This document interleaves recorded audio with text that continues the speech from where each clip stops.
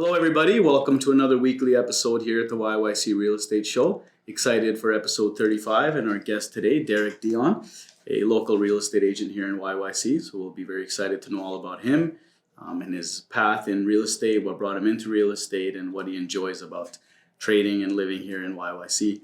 Of course, I'll quickly give everyone your weekly update on what's been happening in the last 7 days here in town. So our inventory has creeped up a little bit. Last time we were a little over 2,100 active listings. So today we're at 2,590. And how many solds did we have in the last 7 days? There were, we were normally seeing 700 to 800 for like the whole year. Remember in the last month, they were the 500 mark. So let's see, 439, only 439 sales in the last 7 days. So sales are coming down, but inventory is coming up. So that's good. 3.5 million was the highest sale. And 2.775 was the second highest sale in the last 7 days. And 155,000 were two apartments, both 155,000 in the same building, 2006 11 Ave Southwest. It's actually a nice location for 155,000, Sonalta. Well, so still, of course, low inventory status. I mean, we need to be around the 3,500 to 4,000 mark to be in a balanced market. And we're still creeping up there. And Bank of Canada, of course, promised so many times they would not do any more interest rate hikes. But if you talk to any of your lenders out there or watch the news, I believe there's another one coming in December. So let's just keep our eyes on that. And hopefully it does not happen. But that's kind of what the analysts are saying. So briefly from last week, I did list that acreage near Chestermere, 2 acres and a nice renovated bungalow. And happy to say in less than 48 hours, somebody did take it for almost full asking price. So we'll see how that goes. And now I have to do the tough job, which we all know is finding your clients once they get a sale on their property, their next dream home or their next permanent home. It's a fun part, but you have to be really strategic in making the possession dates line up. So like we were talking about, Derrick, ensuring your clients move hopefully just once and not temporary accommodation and storage units. And Sebastian, did your deals out in Cochrane that were like 3 deals in one, did they wrap up from last week? Yeah, they wrapped up. We were able to move over possession, and they're going to get bridge financing. So they're going to have 5 extra days to move into their house. They're happy. They're super stoked to finally. They've been waiting for almost 2 months for this to happen, and everything's going really well. All the fixes that need to be fixed are done pretty much, and everything's been going really smoothly. Good. For now. I'll knock on wood. Yeah. I'll knock on wood. Yeah, like I tell everyone, my clients start celebrating, asking me to come over when it's CS. And I said, no, we don't celebrate till it's farm sale. Yeah. Even then, wait till possession date, right? Like keys released is when you celebrate. Yeah. So now I got to start looking at closing gifts. Yeah. So I'm going to go to Jay Webb for that. Yeah, Jay Webb, who's been on the show, is great for our closing gifts. It's really convenient for us. We don't have to think about or even drive. You just give your account with him. Tell them I want to spend X amount on this client for this date, and a nice gift is made for you, and they can most of the time deliver it for you as well. So it's a really good. So you guys are talking like gift baskets, that kind of thing? It's a big wooden crate with an array of different types of wine, sparkling wine, things to celebrate, and then if your client's into other things, they can mix it and put like whiskey, vodka, whatever your client wants. Yeah. But it's a nice touch because they can reuse that wooden crate and do a lot of different things with it. For sure. Even use it as a little garden starter and move them outside. Yeah, or decor, whatever, blanket holder. Yeah, exactly. Yeah, those things are nice. When you're getting your clients gifts, how do you ask your clients if they drink? Like, hey, do you guys I just like that. You guys drink? Exactly like that. Do you drink? Because I do. What do you drink? Where do you drink? That's a better one. Yeah. Where do you drink? Because that's another thing. Like when we're promoting houses, and I've seen a lot of agents do it, and I think it's really cool. And I'm very on board with this. Instead of the generic like this many beds, baths, price range in this community, it's like showcase the community. Here's the local pub. Here's the local grocery store. Here's actually the 2 schools. Like stand in front of those places and make your clips, right? If you're going to promote a new listing. Well, you can take that another step with the gifts. Like give local whiskeys and local soaps and whatever else you're going to put in that basket. Right. I don't know. For some reason, people seem to really get even more enthused when it's local. Yeah, no, you're right. And we're big on local, right? The YYC Real Estate Show. Anything YYC we want to promote for sure. Yeah. But one funny thing before we dwell into Derrick and ask him all about himself, the last thing is yesterday I was doing showings and I saw something that I've never seen before. Doing this 17 years, you think you've seen it all, but there's always surprises. So showing 5 condos to a first-time home buyer, he's really excited. He's ready to go. And on one of them, it was in a high-rise. We were, I believe, 4 or 5 stories up, and we go out to look at the balcony, and we look over. There's a power outlet. Next to it is a key taped onto the wall.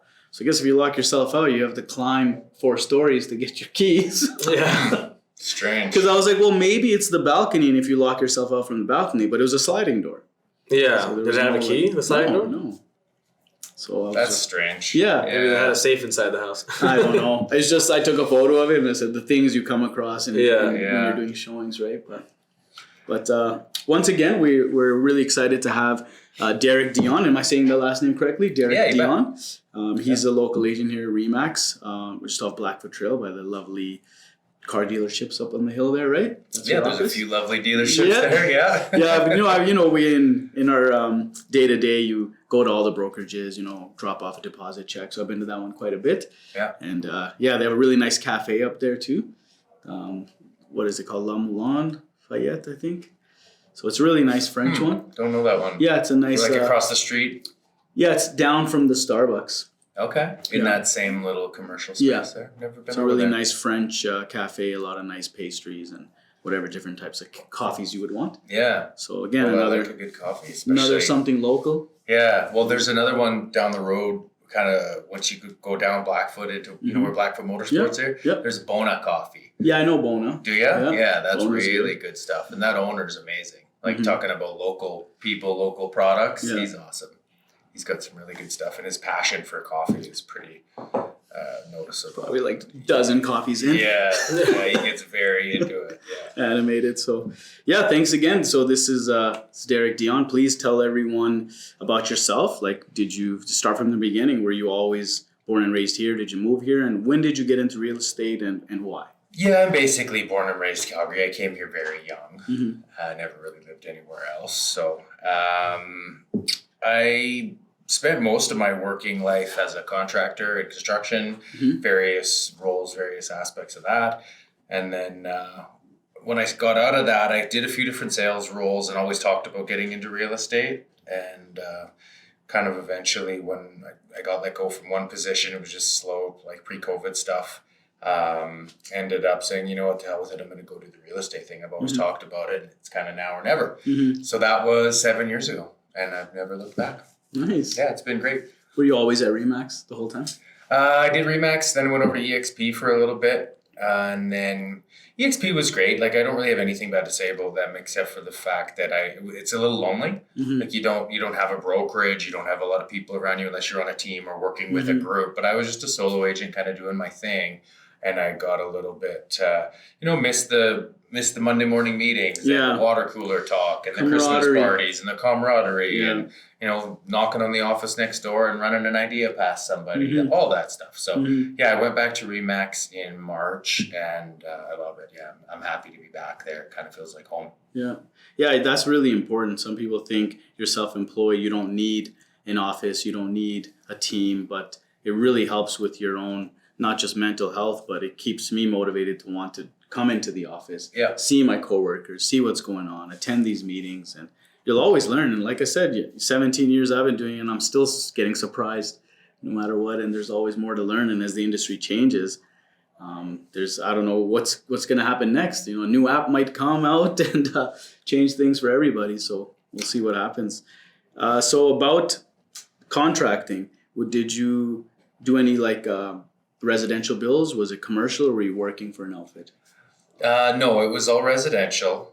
Little bit of commercial, but no, primarily residential. And it was all homeowners that I worked for. Okay. So I was the contractor. I didn't subcontract off of other guys. So, and it was mostly exterior stuff. Like, it started as a concrete, and then kind of got into a little bit of landscaping. And, I dabbled in a little bit of this, a little bit of that, but it was primarily kind of yard works and concrete. And then in the winter, I would do a little bit of snow removal and a little bit of, basement development, stuff like that on the inside. And then, I got out of that when I started having kids and got into some sales jobs. Yeah, the kids will... That led to real estate. Great. How many kids do you have? Two. Yeah. I have 2 kids as well, so Yeah. I'm learning that. They're 6 and 2. Mine. Okay. And yours? Mine are 11 and 12, a year and a half apart. That's good. And they're 11 and 12. Now you can play sports with them. Yeah. Oh, yeah. There's lots of that. That's been going on for a long time. Yeah. Yeah, my little guy, he's just about to turn 2 this month, and he loves the sports, the games, always wants to throw a ball, kick a ball, but, waiting for him to actually be able to, I want to be able to beat him. And he's only 2. Yeah. So, because my daughter, she's very much a girly girl. Like, she just doesn't want to, like, that ball hit me, like, Yeah. So, but if there's something you could change, we ask our guests all the time about your experience here in YYC, living here. If there's something you could change, what would it be? Well, that's a tough one to ask because, I mean, everybody's going to say the weather. Yeah, most people. Yeah, and then my next one would be very controversial. I would probably say something political. Hey, it's a free platform. We swear on here. I normally drinking. I don't have too many complaints about Calgary other than those 2 things. Yeah. Like I actually like the weather here. I don't like winter, but other than that, the weather here is great. It's usually warm. Like, okay, it snowed this morning and it's beautiful and sunny outside. All my friends and family are here, so got some family not here, but my network is here. The people, if I left here, I would miss them the most. So that's that's important to me. Keeps you grounded here, yeah. Yeah. No, and it is a good, really good city. It still has a small town feel, but we're a big city now, right? Like I think we're almost 1.4 million now for population, and migration from out of province happening daily, especially the past 2 years. That number is only going to grow. Affects us. We're seeing that pinch. We're seeing prices go higher, not because the value of that home is necessarily going to be appraised higher, but it's because supply and demand. Yeah. Right?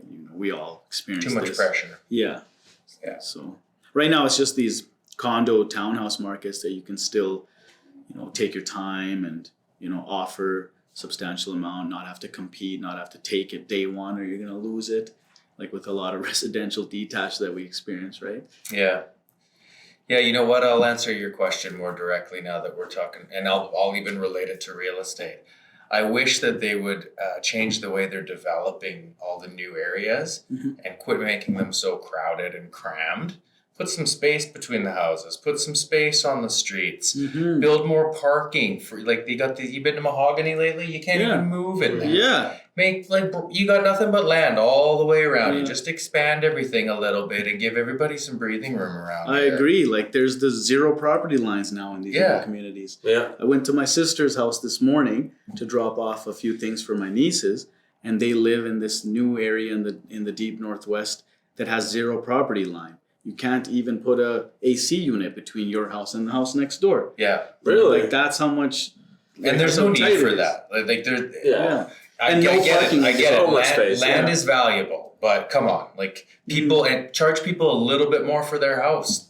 Give them that extra. People will pay for that because that's the biggest drawback we get. Like when I'm showing properties and I show them, something that's maybe 25 years older and renovated in like Charleswood, Beddington's, McEwen, and then we go see the same price point, but it's here in like Livingston or Evanston, and they have no yard. They go on their balcony, high five their neighbor. They feel like, right? Yeah. So a lot of times you'll be surprised they'll go for the older house just because it has a big yard, you have a big front and backyard, and you're far enough away from your neighbor where you don't feel like they're going to listen to every conversation you're having, like you're talking to them. Because I've done showings and we've opened the back door and stepped on the balcony to see the yard, and the neighbor's there on the phone, and it's like he's right where you are. You know, hear the whole conversation. So. Yeah. So I agree with you there, but to them it's business, and they see that they can have 40 more houses in that community instead of making more room and having 40 less. It's very Euro, right? But it's, I don't know. I think the long-term effects of it are gonna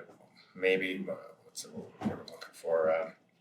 Come back to haunt them a little bit. Like I think those communities, once they're done, 40 years from now or something, they maybe not be so popular. Yeah, and now that everything's getting rezoned and everybody can have a suite and everything, right? That's going to be a nightmare for people parking on the road or. It's just too much. It's too crowded in the newer areas. Yeah, the parking's a big one, like you said, because a lot of them too, they don't even have a back lane. Well, and two cars can't even pass each other on the road anymore. And technically, you're supposed to park 1.5 meters away from any driveway, because if not, you could be an obstruction, right? But you barely have enough space. There's to park a zero small property car, land. You literally have this much of a lawn between, like, you and your neighbor share this much of a lawn, right? So I'm supposed to park in front of that little lawn. Well, and if going back to the older neighborhoods, not only did you have a front driveway and front attached garage, but you also had a back alley. Right. Whereas a lot of the newer properties, it's one or the other. You don't, you don't get all of it. Front drive homes back onto front drive homes, and where they got a fence separating them, and that's it. Exactly. And that's why it's, you can see Bob and Sue out there barbecuing. You can tell what they're having for supper. Yeah, it's too close. No, I agree. But, that's something that's, we'd have to talk to the builders, right? I mean, we've done a lot of deals with some builders this year, and they are building a lot of these attached homes, and the prices, I'm surprised, are what a detached home was a year and a half ago, right? Well, and it's all about the money to them, right? For sure. The more houses, the more taxes, the more you pay for the land. And yeah, I'm sure it goes all the way up to like the bank where they're getting their financing. It's like, how much money are you going to make from this to like even get approved? And many layers. Yeah. It would have to be a whole like systematic fix. Do you have any cool or funny stories that you want to share from when you were contracting? Because we always have like funny clients, and I'm quick to share. We don't disclose their names or the property, but sometimes I like to disclose some really, really quirky clients. Like if we open a house door that meets their criteria, but if the stairway was right there, they're like, no, I'm out. Like that means all my money is just going out the door. So they couldn't buy a house where like the stairs. Yeah, like superstitions. Exactly, or right? Religious things. Yeah. Anything like from contracting? Because some people, they'll be like, I want you to build this. You're halfway done. Actually, you know what? I like it the other way. I was showing a very nice lady an apartment, and it was a perfect layout for her, except for the fact that it had a space for a dining table. She was like, I can't live here. I'm not going to walk around a dining table every day. It's just not going to work for me. And that's genuinely the reason she did not like it. Everything else was perfect. It was facing the right direction, big laundry room, 2-bedroom, 1 bath, that's what she wanted. But no. Sorry, you got cut off there. Oh, no, I didn't get cut off. To be honest, I don't really recall any stories from contracting that would be, funny or worth sharing. Probably some of my mistakes would be the funniest things to share, but none are coming to mind. No, I don't know. It's that era of my life probably is what helps me be successful as a realtor. No, of course. I know homes quite well, and I can point things out, and I have a lot of detail and insight to share because of all that experience. So very grateful for it. But it's kind of my passion. I'm kind of trying to get back to it a little bit, actually. I want to slowly migrate from selling houses. I'm still going to keep selling them, but I'd like to get into flipping and development and stuff like that, and get a little bit more into wearing that hat again, because it's kind of where I naturally kind of fit, and that's I would favor that. Well, yeah, I mean, you have that experience that not everyone has, so I definitely encourage you to go down that path. And if you haven't gone to any of the monthly events that we attend all the time for Cash and Homes. We had one 2 nights ago. That's what they're all about, like finding you an investment, something you can reno and flip, a property you can tear down and do an infill. And it's a lot of stuff off market, right? So you have these guys out here, and then of course with your skills, I mean, you can get a foreclosure, an older house that's never been renovated since 1981. Then you could do it up yourself. Sebastian does that himself. He does reno and flips as well. He's doing one right now. He finished one 2 months ago, and then ended up buying one right down the road. Same area. Yeah, he's like, I'm out of here. I was like, I'm done with Pembroke for now, because I live in the deep northwest, right? And that's southeast. And it's 36 minutes away from my house. So I was like, okay, something closer to home, but when there's an opportunity. And there's a lot of opportunities in the Pembroke area. Yeah, for sure. Southview, Forest Lawn, that whole area has got a lot of potential, really. Yeah, and then when you see the comps month, like every quarter, they just keep on going up. When I first bought that first flip, I was expecting to sell it for closer to $450, right?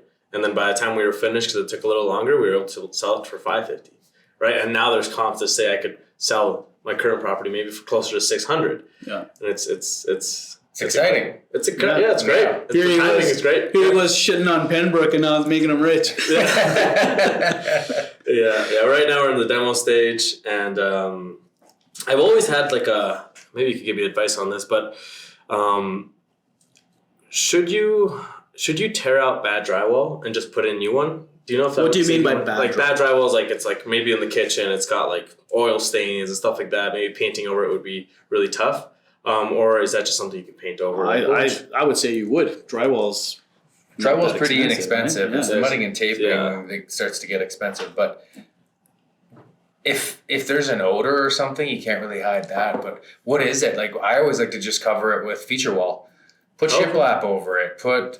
Do something cool on top of it that just then you don't have to paint it or anything, right? Like so even if you're gonna rip the drywall off and get rid of it because it's gross, just throw new drywall up and then do shiplap or some sort of feature wall right on top of it, and you don't need to paint or mud and tape. That's a great idea for you. Yeah, I usually always tear out the drywall behind tile because taking out tile and saving the drywall is almost impossible. I've tried many times. It's a fool's game. Why would you even try? Why would you think it's like, I don't have to do drywall and tape and mud. Just try to like chisel it out and you just destroy the whole wall. You're like, okay, let's just cut it out. No. It's definitely I've learned so much from every single project, right? And especially when you're flipping, every dollar you save is fantastic, right? 'Cause it's a dollar in your pocket. But sometimes it's just hard to save money because labor and just things are getting so expensive. Oh man, the cost of materials is going nuts for sure. Mm-hmm. And the availability of the trades. Yeah. These new build sales we did, forget about 3-month delay. I have clients that are crying because they're still in their rental and they have a 10-month delay now. It's been 10 months since they're in writing their possession date. Well, and in the flip game, the faster that you can turn and burn these things is crucial because the longer you sit there with it, financed and utilities and the carrying cost of it creeps up real fast. So if you have to wait 2 extra months, that's a lot of profit you lose. I don't know how you're financing these things. Luckily, I have a Angel investor, yeah, it's all cash. That's great. We got no carrying costs, no financing carrying costs, but I'm super fortunate with that. But yeah, still, it's the people that are financing for me. They're not very experienced in flipping houses, so they got concerns that they don't necessarily see. They're like, I want you to save like as much money as possible, wherever you can, right? But then it's like I've already gotten 4 roofing quotes, and it's like, let me just pick one. They're all the same. Like let's just move forward with the project. Do you want to save $1, or do you want to do projects quicker and move on to the next one? It's about volume too, right? I mean, if you get stuck on one, because that one took so long for you, it should have been done in 4 months, and it took 9, right? Yeah. Oh, wow. Yeah. Because he's doing it on his own. He's like, and he's got a full-time job as a real estate agent. He's his clients, and then real estate doesn't keep you very busy, does it? You don't have to work very hard as a realtor in Calgary, do you? That's what everyone thinks. Easy money, isn't it? So you hardly even do anything. For a second, I was like, are you serious? No, it's I mean, again, it's people have to remember that we spend months and then get a paycheck a month after that. It's like we're doing work today for a paycheck 3 months from now. So people think we're just having coffee and having drinks and golfing in the summertime and going to our little hockey games or whatever leagues we're a part of, and we barely work, right? But did you guys see that post that went around maybe early, like last week, about what it was like to be a realtor, and it had that list of like 190 things that we do? Did you guys see that? I did see that one. Yeah, I saw that one. It's like, and then I see all these funny ones where it's like, when you thought you would get into real estate because you'd have so much more freedom and set your own schedule, and you're working like 12, 13 hours instead of your 9 to 5. Right? Yeah, if you wanted to do it well, you forfeit a lot for sure. Yeah. But the one thing that is great about it is, I am able, those times where I can't find someone for my son, right? My daughter's in school, my wife works, so it's all right with my clients and a few people I meet. It's never been a problem if he's with me the odd time, and it's really seldom that he is, but it's great that it's an industry where it's, you can't bring your child to your office and your work, but if he's with me in my car and we're showing a few houses and he's with me, no one said anything. So that's good that I can have my kid with me if I need to from time to time. So that freedom's good. Setting your own schedule is good, but I'd be a liar if I said I'm working less than I was as an accountant when it was a 9 to 5 job. I was an accountant before I got into real estate back in 2007. And I was telling them I got into it because I'm like, my accounting brain, I'm like, okay, I'll just take the $7,000 course and I'll get that back in my commission for buying my first place. I'm about to buy my first place. And I just thought of just to do it that way. Yeah. And then I did a housewarming, and all my friends, same age group, early 20s, out of school, into 1 or 2 years into our jobs now. They're like, well, I want an apartment too. And then next thing I know, I did like a dozen deals in like the couple months. I quit my job right away. I was like, I made like 2 years salary in like a couple months from this accounting job, and I never looked back. Before income tax, before expenses. So that's really cool. But yeah, that's really exciting. Like both of you especially having that background and being in construction. Have you ever done a full like build on an R2 lot, or have you just done renovations and flips? I haven't done my own flip yet. I'm about to. I've worked with investors and clients that have done flips. Okay. And I've been slightly involved in some and not involved at all in others. So, but I've definitely been around and seen a lot of that, right? I've got a couple of good friends that are really kind of high level flippers, like guys that are buying like $1 million properties, putting in 300-400 grand and then selling for 2, that kind of thing. So it's cool to watch those projects. And I think I'd eventually get there. I don't want to start that big. That's a lot. That's like probably Pump Hill and Edgemont on the hill. Yeah, right? Wherever, right? There's lots of places for that. But I'll start smaller, a little bungalow or maybe even a townhouse. I'll get a few of those under my belt, get a system going, and then work my way out. It's a science, you don't want to bite off more than you can chew. You need to start small, make the mistakes on a smaller investment. Totally. I learned that the hard way firsthand. Making money in real estate, saving that money and looking to do real estate for myself, reno and flips. Just like you, hiring contracts, doing as much as I can myself. But instead of buying an apartment foreclosure and just putting a new kitchen and flooring and trying to make a little bit and learn how it is, or a house, my dumbass went and bought 20 acres and a big 3,000 square foot house as a foreclosure. Oh, yeah. And great exit strategy, but boy, did I get my ass kicked learning about having to service and redo a septic tank and field, the drilled well. As your first one?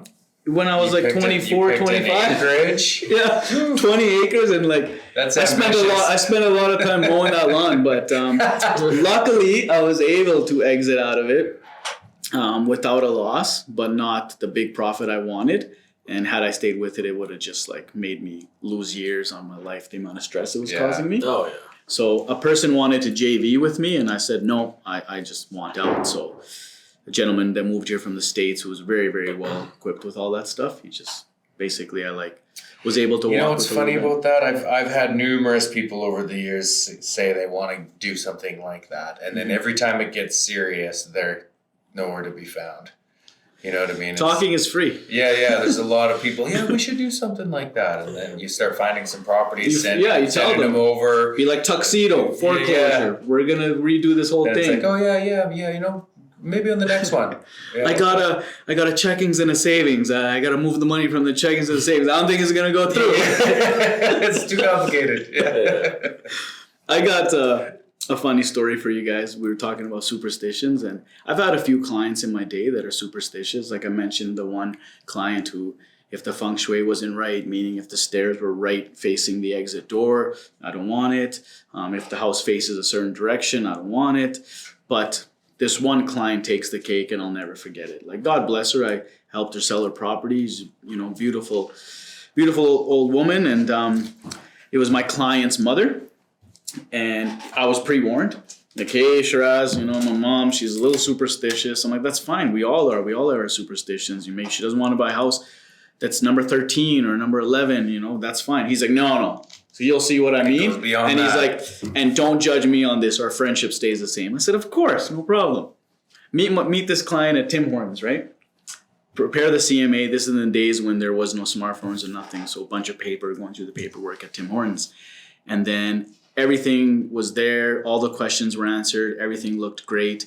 And then the client looks me right in the eye and says, all right, I'm happy with all of this. I'm ready to proceed with you as my agent, but I don't really make that decision.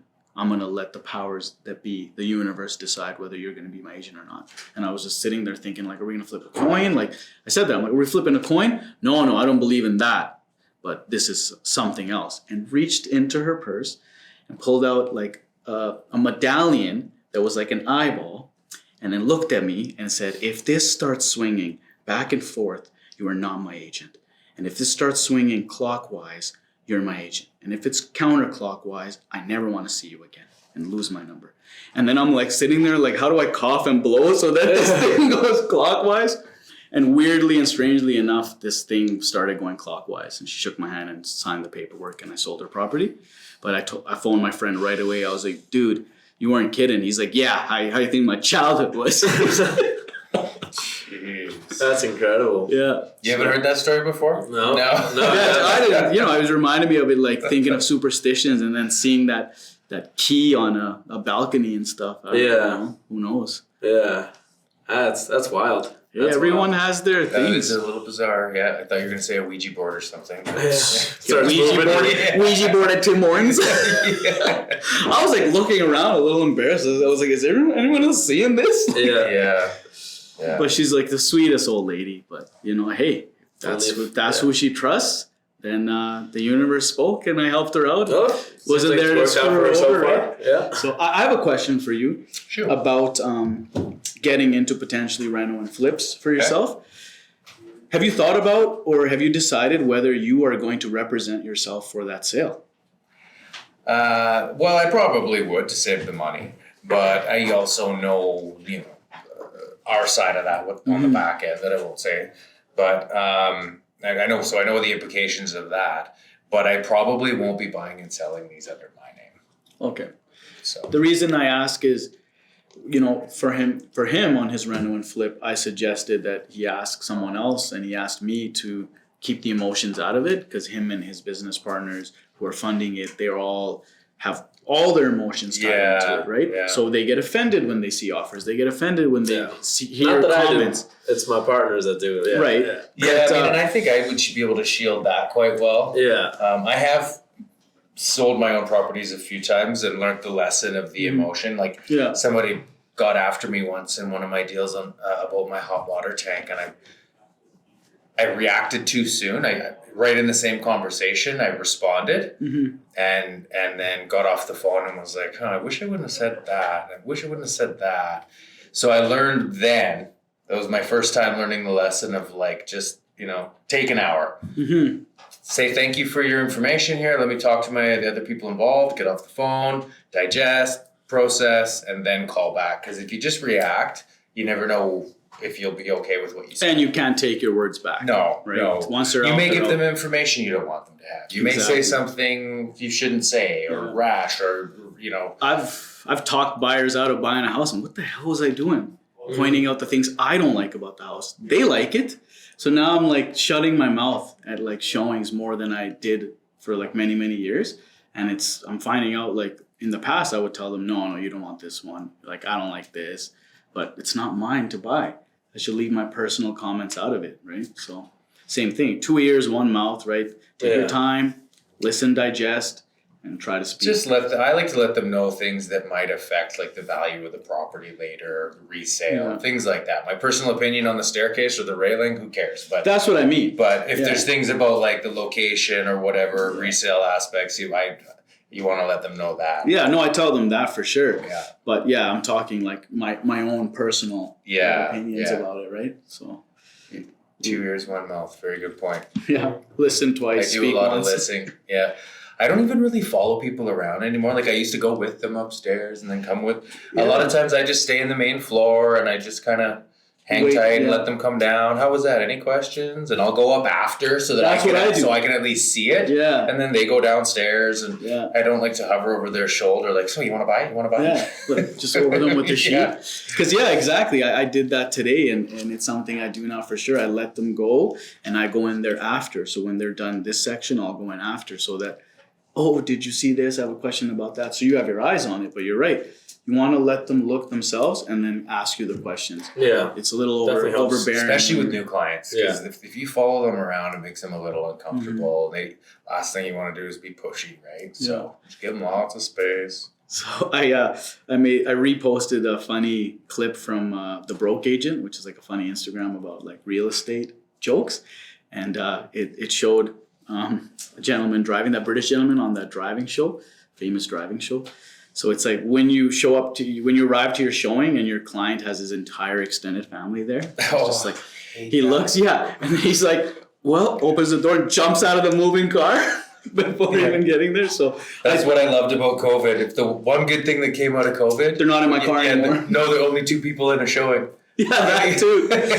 But the big thing is now everyone's in the habit of like following you and having their own vehicle, whereas it's like so many years they were always in my car. I had to make sure my car was spick and span, and now it's like they're always just following me, so that's nice. And of course, like they've gone to the habit where it's like 1 or 2 people, it's not their whole family. Yeah. But I had that happen, and why I posted it, the dad, the stepmom, the real mom, the brother, the cousin. Like there was 6 people with my client, one buyer. That's not really acceptable though, Yeah. Like if you're a seller and 8 people are walking through your house and 6 of them really don't need to be there, how upset are you going to be, right? Exactly. So, and that's how I let it happen once. I'll just say, just so you know, it's really supposed to be the only 2 people that are going to be on the contract that come through. And I'll tell you what we can do though, is if you find one that you like and you want to see it a second time and get your family's opinion, then we can bring them down for that one. But I don't like parading around the city with like 6 people or 8 people. That's hectic. Well, that's just not appropriate. 2 cars following me, 2 full cars.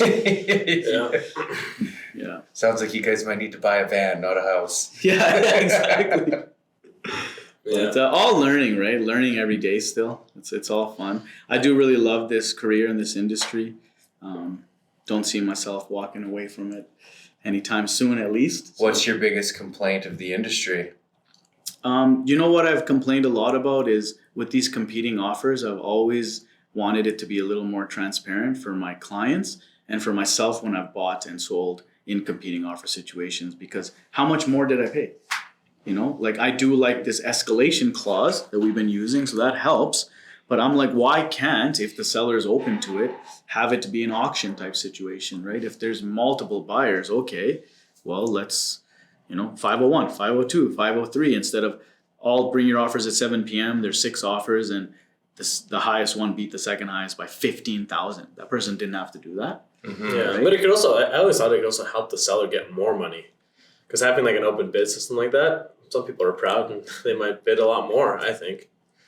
I'm okay with the open bid system. Sorry, not open bid, but a closed bid. Everyone have your offer in at 7. Mm-hmm. I just wish it was either sticking to that, like no bully offers. Yeah. Right? Like if it's Sunday at 7, it's Sunday at 7. Yeah. Don't send an unconditional Saturday morning. Yeah. And it should almost be a system that I don't like either that. Because, let's say you and me are super tight and he writes an offer and then you nudge, nudge, wink, wink me on what to do. And then I beat his offer, right? Because there's that. It has to be going on, right? Of course. So there should be a way where it truly is silent. Nobody knows anything. And I also don't like it when it's your listing and you're putting a bid in with a buyer with a sign call from a buyer. Like that can't happen either. You can't. In that situation, but there's guys that do it. But they're not allowed to. I know. They're supposed to get their broker involved, and the broker is now supposed to review all offers, and their offer, yours on your own listing, representing a buyer as well, is also blind. Right. But the guys don't do that. No. And it's like you said, I'm sure it's happening. Yeah. I wish it wasn't, but we'd be naive to think it's not happening. That's right. Where I know someone for 10 years, and hey, $1,000 more, you got it. Yeah, you're gonna have to come up just a bit. Well, what does just a bit mean? I don't know. Not 900, not 1,200. See you later. Right? Yeah, or how about the call negotiating 3 different offers at the same time, right? Yeah. Like I had one on the golf course this year that was terrible, and it was my seller directing me to say this to you and this to you and this to you, trying to get all 3 of these guys to play against each other. It was nonsense. Yeah, you set a day and time, and you pick the best one that you want to work with. Go back and forth with that one. If there's 2 very close, then I tell those 2, you 2 are almost identical. That's the most I can say. Give me another offer. Both of you come with your one more time, just you 2, and we'll pick one. But I did check, and you are allowed to negotiate all three of those offers against each other. Like You that. are, but it gets messy, right? And it's like unethical. Mm-hmm. Yeah, it's not messy and just not good business. Yeah, I agree. Yeah, anything you want to ask us? Because we just met. Really nice to meet How long have you Derrick. been in real estate? About a year and a half now. Oh wow, good for you. Yeah. Thought it was a lot longer than that. Remax first. Oh, I was an agent at Remax 5 years ago, right? When I was younger, and didn't work out for me. So I did that for a year. Made a sale, one sale. Wow.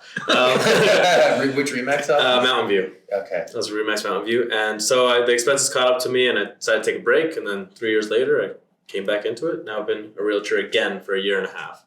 And I feel like this time I'm actually taking it seriously. So that's why I say I've been a realtor for a year. Because you're right? doing, your own reno and flips, and then also helping clients as well, right? Yeah. So yeah. Good for you. Thanks. Good for you. Yeah. Yeah, I'm the old one here. Freaking faxing days. I started Royal LePage Foothills in 07. Okay. Yeah. Okay. Yeah. Well, no, I'm in my 7th year, I think. I started in 2017 in March. Yep. So I'm halfway through my 7th year, 6.5 years or something. But, but you're fortunate, having that background with what you did really helps. Not only will instill confidence in a client when they find that out about you. Yeah. It just helps you see things that I'm not going to see, right? Or notice. Yeah. Well, I mean, it's as much as it is about houses, it's still a people business. Yeah. Right. And that's the one thing that's kind of starting to get a little taxing on me is just all the people all the time, which is why I still want to buy and sell houses, but maybe I really don't want to get into too much more transactions. I'd rather have another stream of revenue, which is the flipping, because at 40 houses a year, that's already enough people. And their stress. And it's emotional for them. It's emotional for me. It's a lot of phone calls. To take it out on us. A lot of text messages, a lot of emails. A lot of watching what you say and how you say it. A lot of hours away from the family and stuff. And so it's taxing enough. I think I'm good at that level and I want to find another stream. Mm-hmm. Well, I hope we can cross paths in the industry. Yeah. Do a deal. I mean, like I said, if you have something in Strathmore, I'll buy it. I'm doing showing Saturday, Sunday because I sold their place near Langdon. They want to downsize into Strathmore. I have a West Hillhurst condo. What else is coming up? A full duplex in Earlton. Very old, original owners going into a retirement home. But that one, it's like original, but it's 4 legal suites on a really nice lot. You can see downtown and everything. So yeah, I mean, if there's something or someone comes your way, like that's how we should keep in contact now, and kind of like that's a network I've built where I have something and I fire it off to a mass email to those who I know personally, and I say, hey, coming soon, or do you have something here? You never know. It's just a quick email. Yeah. I mean, it's tough with that stuff because I feel like in the market we have now, you're almost better off to take it to market. Right? The more people that come out and look at it and drive the price up, better for the seller. Right. But some sellers don't want to be on. I had somebody this year that just did not want to be on market. They did not like the idea of people walking through their house. So they forced me to sell it off market, which I did. But how? Like using the coming soon pocket listing page? Facebook? Facebook Marketplace. Yeah. Facebook Marketplace. And then I would market it and line everybody up and do an open house on Saturday. It's like, hey, Saturday from 2 to 4, I'll be there. You guys can come through. I had to do that about 3-4 times, and then finally got a sale out of it. Nice. But yeah, we have to abide by the lawful instructions, and it's up to you to not take that client if you don't want to deal with that. But if that's what you have to do, that's what you have to do, right? With someone right now that's like, I really want to sell my lot to a builder, and I want this price. And I was like, no, the price is, you want it a high price. So I was like, I showed it to a builder or two. And I was like, honestly, same thing. It's like, if you want the top dollar for your house, there's no better place than on market. But they're just refusing. They're just refusing. Yeah, check what you can see, check what you can do. And we want to let you know that if they offer us, let's just say 600, we want the whole 600. I'm like, what are you talking about? I've got probably a good one for you guys in Inglewood coming up. Love Inglewood. Yeah, it's You could Like a 1910? Yeah, something like that. You could probably salvage it if you wanted to, but it's more of a tear down. And so I'll be reaching out to like developers and privately for that one. Probably. Let us know first before. Yeah, I will. That'll be in the new email. year. It's right now. It's been a storage facility for her and her whole family. They've just been like hoarding all their stuff in it for years. Yeah. Like nobody even lives there. What goodies are we gonna find in there? Yeah. Well, she wants to get it empty first, and I said, you don't need to. Like someone will buy it as it is, and then you know how much time you have. You got 60 days. Okay, then start getting all your stuff out of there. Yeah. You don't need to get it out to sell it. Yeah. But when she's ready, I'll let you know. Yeah, please. Definitely. That'd be great. We'll know that same day right away if we want to make an offer and take it or not, right? Yeah. What size is the lot? It's not quite a double wide, because all the neighboring lots I think are like 11 meters or something, and hers is like 19, something like that. It's almost a double wide lot. Yeah. So And the house, instead of the house being long and skinny like this, it's short and wide. Okay. Yeah, with a huge backyard. Yeah, of course. All Inglewood lots are nice lots, and Inglewood, like, there's pouring a lot of money in there. Yeah. Yeah, it's a cool area. Yeah, a lot of big, like 2 million sales have happened there, new builds on lots like that. A lot of upcoming stuff. Mm-hmm. Yeah. Yeah, that's definitely be interested in that for sure. But thanks again for coming on. Yeah, my pleasure. Thanks for having me. Appreciate it, and hopefully we do a deal soon, and maybe we'll get you on again and talk about that deal. Sure. Yeah. That'd be great.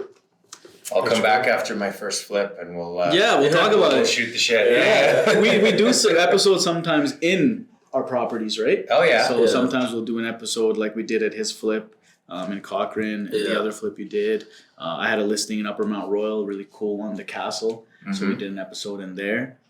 So yeah, I mean, if you do a flip and it's ready to on market or conditionally sold, and it's a brand new place, do an episode in there and talk about it. Sure. Yeah. We'll figure something out. We'll stay in touch. Yeah. But what I enjoyed doing is when one time we pulled up the property, we showed pictures, and then we kind of we didn't say which property it was, but we just pulled out like comps and just kind of reviewed the neighborhood and see what we could potentially sell it for with what kind of renos, and that's a fun thing to go. Yeah, sometimes we do that. Depends, if we have a guest or not. Like if we don't have a guest, what we do for the viewers is, we'll pull up everything on the screen and do like a live search. And sometimes viewers reach out and say, "Tell me about this community." So we'll just do like a live CMA. Yeah. So, but I like doing those more where we actually are in a product that's on the market or was on the market, and it was like, got this 6 months ago. It was this. Look at it now. So. Nice. And we talk about a few things that were like, man, I didn't know I'd have to deal with this old fireplace and make it into a gas fireplace, right? The old wood burning ones. Yeah, sometimes they just block them off and it's like no fireplace at all anymore. Yeah, they're a tough one, those things. I mean, I think most people want them. They think that they're very cool, but the insurance aspect and then the wet inspection and reconditioning them and just all the rules around them get a little bit scary sometimes. Right. And people just for like the air quality, and it has to be really well kept and refurbished almost for you to use it again the way it's intended to be used, because especially on these properties that have them, they're older properties. There's no new houses with a wood burning fireplace. No, they're pretty cool though. If you've been in one recently that has a fire going, it's pretty sweet. Yeah, I sold one, and she specifically wanted a wood burning fireplace. Yeah. So we got it the inspector with the wet inspection, and we got it. We made the seller make sure it was like service and clean before possession and like ready to be used. So she backs right onto Fish Creek Park and an older town. No, what was that area? Wood something? Woodlands? Yeah. Woodbine? Yeah. But it's townhouses, double garage, and backs right onto the top of Fish Creek. Yeah, okay. Yeah. That's a cool spot. Yeah. And then it was it was like a 1984 built, completely renovated, but they didn't, she's like, yes, they didn't redo this into gas, because we saw other ones in the area and they had redone it into gas. But she was like one of the only clients I know that wanted wood burning. So. Yeah. But she uses it. I went over there to see her, give her a gift, and she's like, "Come look, sit with me by the fire." Making her soup and whatnot. Yeah. No, she's not cooking in there, Sebastian. Okay. Making her soup. That's funny.